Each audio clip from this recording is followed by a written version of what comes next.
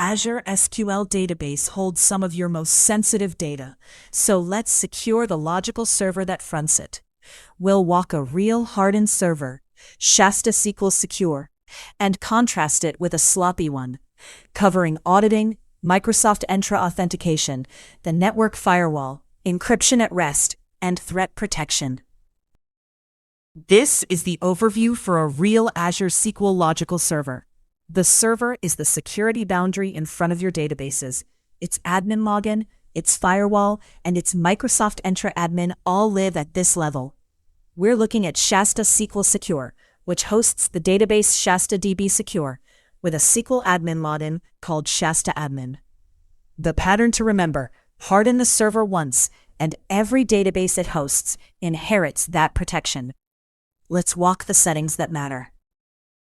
Under the Security heading, Auditing tracks database events, logins, queries, stored procedures, and writes them to a durable destination. Set it at the server level, highlighted here, and every database on the server is covered. You can send audit logs to a log analytics workspace, which is what you want for querying and alerting, or to an Azure storage account, or to event hubs, and you can pick more than one. This is your compliance backbone. If an auditor asks who touched what, the answer lives here. Now, Microsoft Entra ID under Settings. First, set a Microsoft Entra admin, ideally a group, so membership manages access for you. That alone enables Entra authentication alongside the old SQL logins. But go further. Check support-only Microsoft Entra authentication for this server, highlighted here, and SQL password logins are switched off entirely.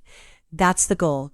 No shared SQL passwords floating around, and every connection now flows through Entra, where you get multi-factor authentication and conditional access.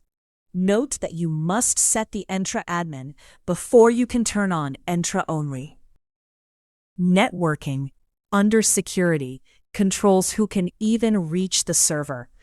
The strongest posture is to set public network access to disabled and connect privately through a private endpoint, which gives the server a private IP inside your virtual network.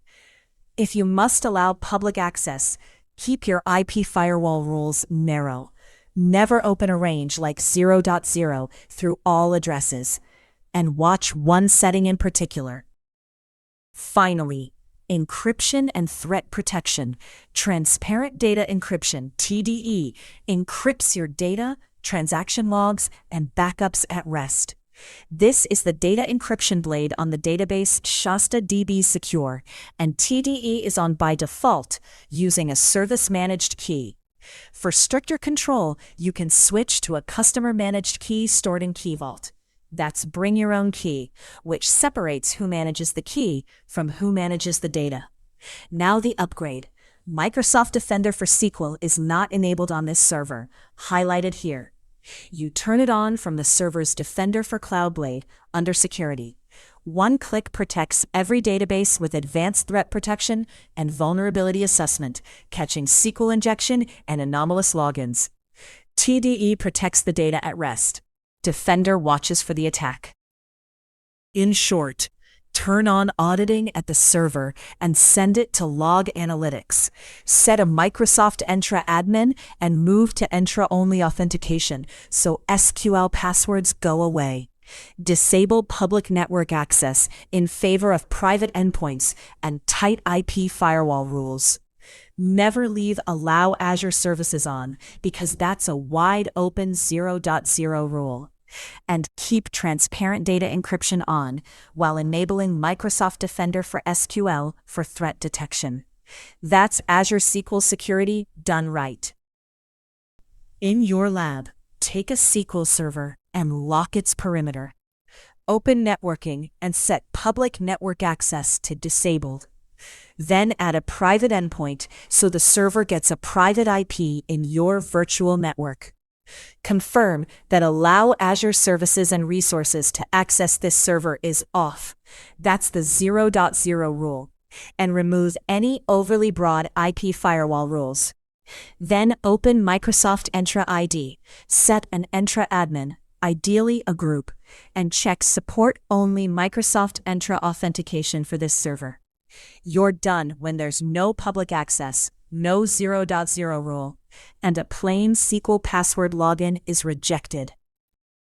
Second exercise, turn on the detective controls, open Auditing, switch it on at the server level, and point it at a log analytics workspace. Go to your database's data encryption blade and confirm transparent data encryption is on. For extra credit, switch it to a customer-managed key from Key Vault.